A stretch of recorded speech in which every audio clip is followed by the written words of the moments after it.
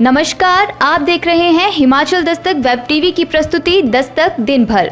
मैं पल्लवी शर्मा। आइए नजर डालते हैं आज के मुख्य समाचारों पर।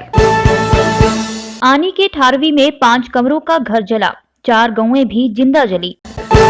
बर्फ में फंसे 5 इंजीनियर किए रेस्क्यू, सरचू में बर्फबारी के बीच बिताने पड़े 3 दिन।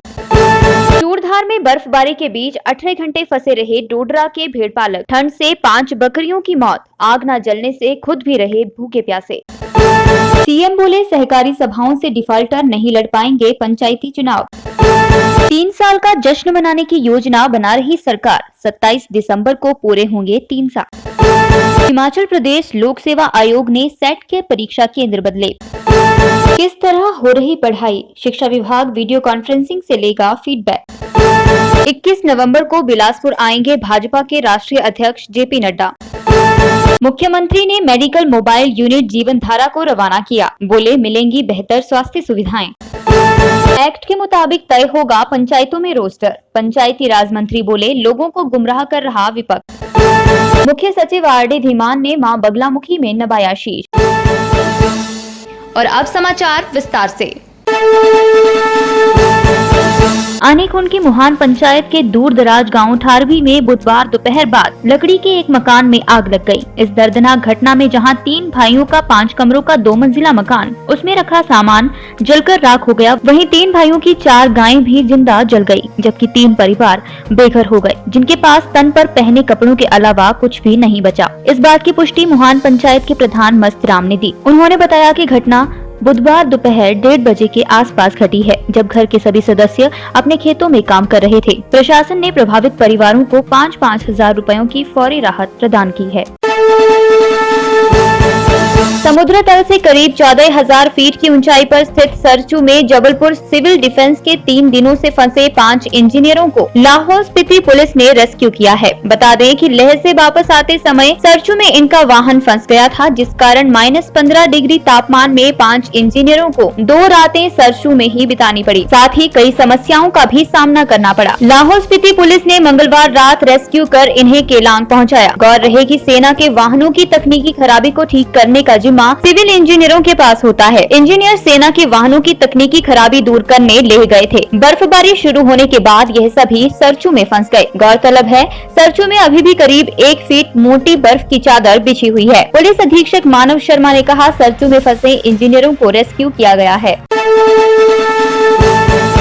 चूड़धार के जंगल में डोडरा कवार के भेड़पालक बर्फबारी के बीच 18 घंटे तक अपने पशुधन के साथ भूखे प्यासे फंसे रहे। बर्फीली ठंड व भूख प्यास के कारण इनकी 5 बकरियों की भी मौत हो गई। रविवार देर शाम जब अचानक बर्फबारी शुरू हुई तो डोडरा कवार के भेड़पालक मंगत राम व धनराज अपनी 400 भेड़ बकरियों के साथ चूड़धार के जंगल में छडियारा नामक स्थान पर डेरा लगाए हुए थे। उनके पास ना तो कोई टेंट था और ना ही भेड़ बकरियां रखने का कोई अन्य व्यवस्था हो सकी। भेड़पालकों ने अपने पशुओं के साथ खुले आसमान तले ही डेरा जमा रखा था। भारी बर्फबारी के दौरान उन्होंने आग जलाने के काफी प्रयास किए, मगर तेज हवाओं व बर्फबारी के चलते उनके सारे प्रयास विफल हो गए। मजबूरन उन्हें बर्फबारी के बीच पूरी रात भूखे प्यासे रहकर जंगल में खुले आसमान के नीचे गुजारनी पड़ी। सोमवार दूसरे दिन भी दोपहर बाद तक बर्फबारी का सिलसिला जारी रहा। दोपहर तक जंगल में करीब 1.5 फुट से ज्यादा बर्फ जम चुकी थी। 1.5 फुट बर्फ से ढके रास्ते से अपने पशुधन के साथ बड़ी मुश्किल से बुधवार को वह नहराधार पहुंचे। भेड़पालक मंगत राम ने बताया कि उन्होंने सपने में भी नहीं सोचा था कि नवंबर माह में ऐसी बर्फबारी होगी। तेज हवाएं चलने व आग न जलने के चलते वह खाना नहीं बना सके। भेड़पालकों ने बताया वह पुश्तों से इस बर्फीले जंगल से अपने पशुधन के साथ शीतकालीन प्रवास के लिए मैदानी इलाकों के लिए निकलते हैं। अपने पुश्तैनी धंधे से आजीविका चलाने वाले भेड़पालकों के पास ना तो वाटरप्रूफ कपड़े होते हैं, ना बर्फ से निपटने की कोई विशेष व्यवस्था है और ना ही तंबू होते हैं। इन्होंने सरकार से भविष्य में हिमपात के दौरान उन्हें यथासंभव मदद करने तथा उनकी सुध लेने की अपील की। This news brought you by Rajendra jewellers Solan. मुख्यमंत्री जयराम ठाकुर ने कहा, प्रदेश सरकार ऐसे व्यक्तियों को चुनाव लड़ने के अधिकार से वंचित करने पर विचार करेगी जो सहकारी सभाओं के ऋणों के दोषी हैं, यानी जो सोसाइटियों के रिकॉर्ड में डिफॉल्टर हैं। सीएम होटल हॉलिडे होम में 67वें अखिल भारतीय सहकारिता सप्ताह समारोह की अध्यक्षता कर रहे थे। मुख्यमंत्री जयराम ठाकुर ने कहा, प्रदेश सरकार 27 दिसंबर 2020 को 3 वर्ष का कार्यकाल पूरा कर रही है। सरकार इस अवसर को यादगार बनाने के लिए शिमला में समारोह के आयोजन की योजना बना रही है। वरिष्ठ अधिकारियों के साथ बैठक में सीएम ने कहा, मीडिया प्लान अगले 3 महीने के लिए बनाया जाए, क्योंकि पंचायती राज चुनाव की आचार संहिता के कारण दिसंबर के बाद ही कार्यक्रम हो पाएंगे। हिमाचल प्रदेश लोक सेवा आयोग ने सेट परीक्षा के लिए 2 परीक्षा केंद्रों को बदला है। सेट परीक्षा का केंद्र अटल बिहारी वाजपेयी डिग्री कॉलेज सुन्नी की बजाय आयोग के अपने ही निगम बिहार सहित हॉल में किया गया है। इसके अलावा राजकीय मॉडल वरिष्ठ माध्यमिक पाठशाला सुन्नी के परीक्षा केंद्र को बदलकर JCB school sector 3 new Shimla किया गया है। हर घर पाठशाला के तहत अभिभावकों और बच्चों से किस तरह का संवाद किया जा रहा है, इसके बारे में सभी स्कूलों के डिप्टी डायरेक्टर शिक्षा विभाग को वीडियो कॉन्फ्रेंसिंग के जरिए बताएंगे। 28 नवंबर को प्रारंभिक शिक्षा विभाग के निदेशक सभी डिप्टी डायरेक्टर से इसकी फीडबैक लेंगे। इस बारे में सभी जिला के डिप्टी डायरेक्टर को सूचित कर दिया गया है।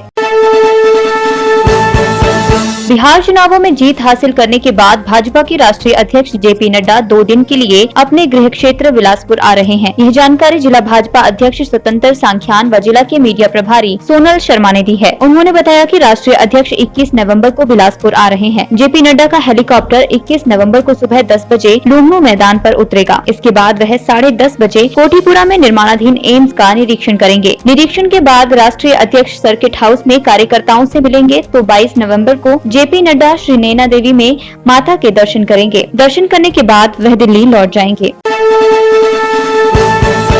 मुख्यमंत्री जयराम ठाकुर ने बुधवार को रिज से राज्य के दूर दराज, दुर्गम और सुविधाओं के अभाव वाले क्षेत्रों के लोगों को स्वास्थ्य सुविधा प्रदान करने के उद्देश्य से मेडिकल मोबाइल यूनिट जीवन धारा मोबाइल स्वास्थ्य और आरोग्य केंद्रों को हरी झंडी दिखाकर रवाना किया। मुख्यमंत्री ने इस अवसर पर कहा कि प्रदेश की प्रतिकूल भौगोलिक परिस्थितियों को ध्यान में रखते हुए लोगों को बेहतर स्वास्थ्य सुविधाएं प्रदान करने की दिशा में जीवन धारा एक महत्वपूर्ण कदम है। यह वैन मोबाइल प्राथमिक स्वास्थ्य केंद्र के रूप में कार्य करेगी। उन्होंने कहा, लोगों को निःशुल्क स्वास्थ्य सुविधाएं प्रदान करने के लिए शुरुआत में 10 मोबाइल वैन संचालित की गई हैं। इनमें कांगड़ा, मंडी और शिमला जिलों को 2-2 और चंबा, कुल्लू, सिरमौर और सोलन जिलों को 1-1 वैन उपलब्ध करवाई जाएगी। हिमाचल में पंचायत चुनाव में रोस्टर एक्ट के मुताबिक ही लागू होगा। यह बात ग्रामीण विकास एवं पंचायती राज मंत्री वीरेंद्र कंवर ने कही। बुधवार को ग्राम पंचायत मोमनियार में पत्रकारों से अनौपचारिक बातचीत में वीरेंद्र कंवर ने विपक्ष पर झूठ की राजनीति का आरोप लगाते हुए कहा, पंचायत चुनाव संवैधानिक व्यवस्था के अनुरूप ही होंगे। उन्होंने कहा कि प्रदेश सरकार ने नई पंचायतों का गठन कर दिया है तथा पंचायत चुनावों में रोस्टर भी मेरिट के आधार पर तय होगा। उन्होंने कहा कि रोस्टर बनाने में विभाग पूरी तरह पारदर्शिता के साथ कार्य कर रहा है। कंवर ने कहा, पिछले 2.5 वर्षों के दौरान विपक्ष अपनी भूमिका निभाने में नाकाम सिद्ध हुआ है। प्रदेश सरकार पंचायती राज संस्थाओं के चुनाव के लिए पूरी तरह से तैयार है और केवल चुनाव आयोग के आदेश का इंतजार है। बिहार चुनाव के परिणामों की बात करते हुए कंवर ने कहा, वहां के चुनावी नतीजों में कांग्रेस पार्टी को चौंका दिया है। आज कांग्रेस के सहयोगी दल भी चुनाव में हार का ठीकरा कांग्रेस की असक्षम नेतृत्व क्षमता पर फोड़ रहे हैं। उन्होंने कहा, कांग्रेस पार्टी राष्ट्रीय स्तर से लेकर प्रदेश स्तर तक हाशिए पर पहुंच गई है। उन्होंने कहा कि कांग्रेस के प्रभारी जब हिमाचल आए तो उन्होंने अपनी आंखों से प्रदेश में कांग्रेसी नेताओं की गुटबाजी का हाल देखा। उन्होंने कहा, आज विपक्ष आधारहीन बातें करके जनता को गुमराह करने का असफल प्रयास कर रहा है। प्राचीन सिद्धपीठ माता श्री बगलामुखी में बुधवार को मुख्य सचिव राजस्व आर.डी. धीमान और उनकी पत्नी ने मां के चरणों में शीश नवाया। मंदिर के मुख्य प्रबंधक महंत रजत गिरी ने उन्हें दर्शन करवाए। इस मौके पर आर.डी. धीमान ने पत्रकारों से बात करते हुए कहा, वह लंबे अंतराल के बाद यहाँ आए हैं। उन्होंने बताया कि यहाँ पर आकर मन को शांति मिलती है। उन्होंने माता जी से प्रार्थना की कि सदा अपना आशीर्वाद सब पर बनाए रखे। इस अवसर पर मंदिर प्रबंधन की ओर से महंत रजत गिरी ने आर.डी. धीमान को माता का स्मृति चिन्ह व सिरोपा भेंट किया। आज के लिए बस इतना ही।